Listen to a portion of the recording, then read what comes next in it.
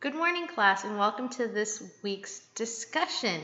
Now, as you all know, that this week's discussion has a lot to do with what is currently going on in the news, on your Facebook feed, right? On Twitter, everything that's encompassing. And it makes sense, right? Because you realize with the election just coming up in the next month, we're going to be seeing the topic of government and politics pretty much in our faces for the next, how many days until the election.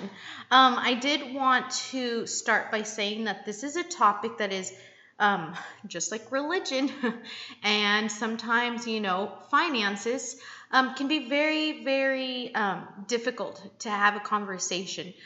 Just as hard as it may be to have a discussion on racism. Therefore, I appreciate that you guys are very respectful. You guys are. I just have to go through the rules because, like I've mentioned before, I have to have had times where certain occurrences occur in face-to-face classes. Again, when it comes to the nature of the topics, we are all free to have our own opinions, our own beliefs, but at the same time, we can do so in a very respectful manner without sometimes replicating what we see through the media on what is occurring in today's society, right?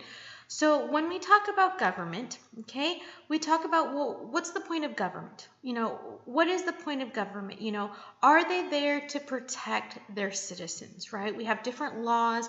We have different organizations that are established by the government that enforce statuses, right, to apply to a particular activity. So as we know in the government, we have different, positions, right? Different organizations that, for example, may be in charge of education, right? On how to regulate who gets funding to what school, depending on, the students, depending on the population of who's living around those surrounding neighborhoods, right, with the schools. We can also talk about, urban development in housing. We can talk about, government assistance. There's just so many different organizations, right, that is put into play through the government. It's to secure order, right? If we did not have secure order, we have this, this higher being, not to say it in a religious way, right? But we have this individual that the president that oversees our country, right? That is making the right decisions in helping us succeed as a nation to represent who we are, right? The show that I'm so addicted to right now with my husband, we binge watched like 2.5 episodes last night before we fell asleep, is Designated Survivor with Kiefer Sutherland. Oh my goodness, you guys, if you have a chance to watch the show, watch it, okay? So pretty much the premise, and I kept thinking and telling my husband, I was like, oh my gosh, this has so much to do with my class, right? And he's like, okay, just watch the show. And I'm like, okay, right? But the show's pretty much on the premise that Kiefer Sutherland was the designated survivor. So when the everyone was on Capitol Hill during the president's address, a bomb went off and it killed 1,000 people in the Capitol. And pretty much the premise of the show is Keith Sutherland was sworn into presidency about an hour after they had confirmed that the president had died in the explosion. And so he goes from his position in government where he's in charge of housing and development to all of a sudden becoming the chief of police. I mean, the chief of, the entire nation, right? He was Phoenix. He was the one in command. And so all of a sudden he's dealing with, what goes into, who you have to deal with. And so, right away it's pointing fingers at it was this certain individual, these certain groups that they're responsible for bombing the Capitol. And so not the attorney general, because he was actually killed also in the Capitol, but a general in the military is pointing fingers at a particular terrorist group and saying it's them, it's them, it's them, they're our enemy, we got to go to war. And the president is now saying, no, until I have proof that it was them, then we'll take a plan of action. So you're able to dissect, right? Like, why do we have government? It gets to the point where a story breaks out that in Detroit, Michigan, the governor is telling the police to go out and arrest all members of the Muslim community, thinking, okay, this was who bombed our capital. And the president saying, you need to stand. Said, you cannot do that. You have no proof. Let them go.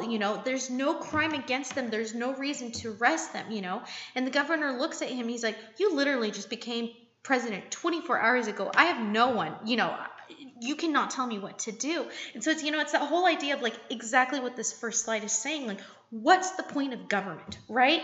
If they're securing order, they're distributing power, right? They provide a safety net, right? So, but what would occur if this show Designated Survivor were to happen today? Because I'm telling you guys, as I watch this show, I'm like, this is not very far from reality, right? Especially in the different topics that they're bringing into the show. So again, if you guys have a chance, Designated Survivor, it would be an excellent show to watch. So voting. In the first election for which a popular vote was recorded in 1824, less than 4% of the population voted. As we know, in the 19th Amendment in 1920, we finally had the right to vote as a woman. So, it's something that we sometimes take for granted. You could say sometimes being a female, because at one point in history, we were not allowed to vote. Now we don't even blink an eye and think like, oh, we were not allowed to vote. But thinking back, say for example, we still did not have the vote right as women, right? It would be very mind-boggling in the way where you're like, well, that goes against so many different, so many different laws and so many, things where, again, it's mind-boggling to think that, why wouldn't we, right? The 26th Amendment extended the right to vote to 18-year-olds. So this is a discussion that I like to have in my face-to-face class, right? Is that, you cannot drink legally alcohol until you're 21, but you can make an executive decision in terms of who you want to vote into power at 18 years of age. And I'll actually bring this into discussion on Friday, which would be tomorrow. So pretty much stating, should we raise the age of voting to 21 instead of 18 years of age? Because again, are we mature enough to make a decision on who to bring into power? Now, we're going to talk about the power elite model. The power elite model is a model of politics in which power is concentrated in political, economic, and military leaders. So interest group, it's a group that attempts to influence the public opinion and political decisions in accord with the particular interest of its members. So this is very, very important right now, because we're seeing many interest groups that are putting out ads on television, that are putting out ads on Twitter, anywhere in social media. Again, they're trying to influence that public opinion on saying, Donald Trump is the right president for us. Hillary Clinton is the right president for us. Sometimes the interest groups, when they put out different ads, can be, very positive or very negative on different candidates. For example, the other day I was watching television and I noticed that the NRA had put out a ad against for gun rights and protection. I don't know if you guys have watched it, but it's the female that is sleeping at night, and then she goes into her gun case, and then she opens and it's empty, and it talks about how Hillary does not want people to have guns. And so then you see how, you see this the person that's committing the crime go into the bedroom, and then everything goes black, and then you see the police and the crime scene tape outside, right? So that's an example of an interest group, right? An interest group that's attempting to influence public opinion, right, on these different political decisions on who to vote into office. So the failure of trust, one of the things that, that I often ask is, do we trust our government? Do we trust them that they truly are making the best decisions on our behalf as Americans here in this country? It was once stated that every president in history does not want to go down as a failure. They don't want to be forgotten, right?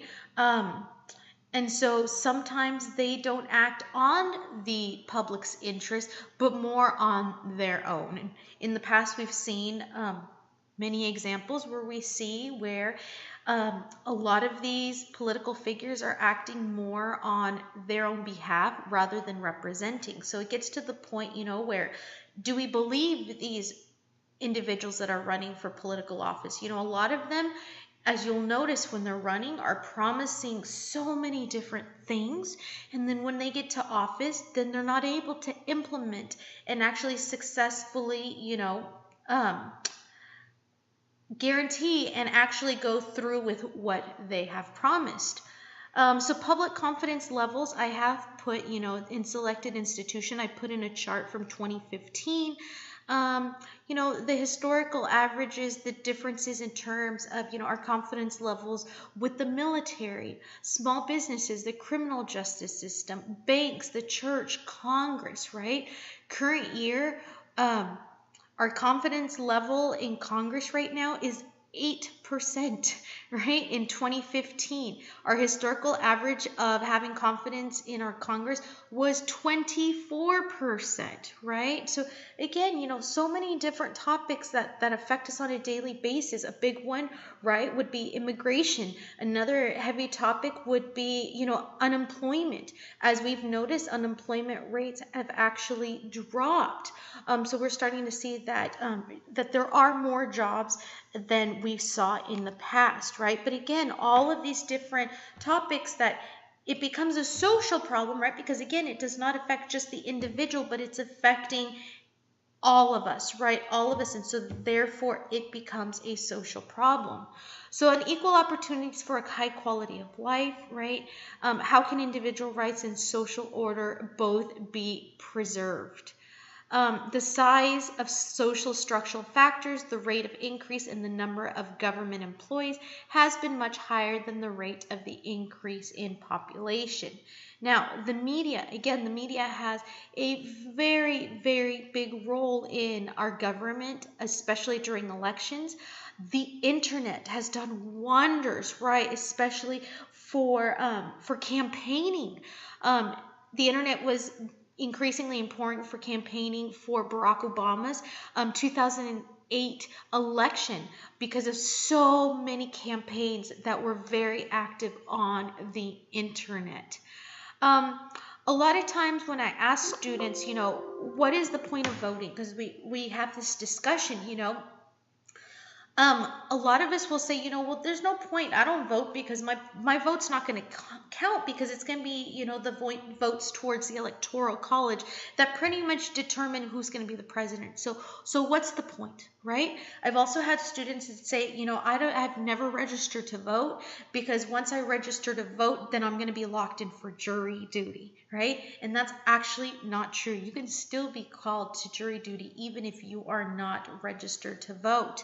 So it gets down to, the discussion that I've placed in this week's discussion of, has our voting become a mockery in terms of electing a president? If you look back to, 20, 30, 40 years ago for different presidential elections, it seems that campaigning, it seems that, voting was a lot different to what it is today. Now it seems like it's become a circus. It's, I have friends that live in London, and every once in a while they'll check in with us and just say, like, you guys are really like struggling over there, right? Not to say that they're not struggling in other parts around the world, but they say, we see this, and then all of a sudden, we're shown pictures of Donald Trump in the form of a piñata, and then they're hitting him, and then with the whole thing with the Hillary and the emails, like, it seems like you guys are like hitting a wall at times, right? So what, what has it taken to where we are today? So many people feel so torn, and it's going to be very interesting to see how many people go out to the voting polls in November, because there are many people that do not agree with both candidates. So what happens at the end of the day when we do not agree with either candidate? How are we being represented as Americans? With our concerns, with our troubles, if we don't agree with either one of them. We also see, where, we're very, very locked into one particular candidate, either for Donald Trump or either for Hillary Clinton. And then we see, the repercussions of what we're, hearing in the debates, and it becomes very confusing at times, right? I've been, I really try to keep up with what's going on with politics, especially right now because of our classes. But again, sometimes, I don't know about you guys, but personally, and I don't like to put in my opinion, so I really like to, make this as equal as I can, like I do in every single topic. But it can be very confusing. It can really be, really, make you kind of sad to think, if this is what our government is like right now, in terms of electing a president, what is it going to be when my daughters are older? What are they going to see? What are the outcomes of these elections? Every election, it seems to be a new thing, right? And then everyone is, arguing. But then I guess, just like I've said in the past, racism has always occurred, issues of gender, sexuality, all of these different topics that we've talked about, poverty, have always existed. So again, and it's one of the questions that I always give to you guys, is this really our worst election that we've had yet? Or is it, again, because it is so much in the media that has so much to do with perpetuating in all these interest groups that it's pretty much being, shoved down our throats, right? So again, if you guys are, just to let you guys know, the last day to register here for the state of California is October 24th. That is registering online as well as mail, as well as voting in person. Okay, so we will definitely be keeping up with what is going on with the election as it gets closer. Again, for those that are voting, please make sure that you're voting in terms of, being informed on the different candidates, being informed on the different propositions. I've had students in the past that tell me that they have, they just go in there because they want their I voted stickers, and then they go in there and they just checked off boxes because they liked how someone's name sounded, or they wrote in, actually had an adult friend tell me the other day that they're writing in Mickey Mouse into the ballot for presidency. So again, of course, it all comes down to our individual decision and who we're going to vote for, and if we decide to vote for or not. But again, we'll talk about in discussion, is this even, is voting and, the topic of government, again, is it just a mockery now? Is it just a circus? Are we not taking it, are we not taking this as an important decision that we make in life? Is it just now just being thrown to the wayside, or has it always been, right? Okay, well, on that happy note, I sound like Debbie Downer, don't I? You guys enjoy the rest of your week. Do not forget to post for your initial discussion by Friday. Make sure that each individual question does include a quotation back to your class material, as well as your 2 peer responses that are due by Sunday. Enjoy your rest of your week, and I'll see you guys next week. Bye.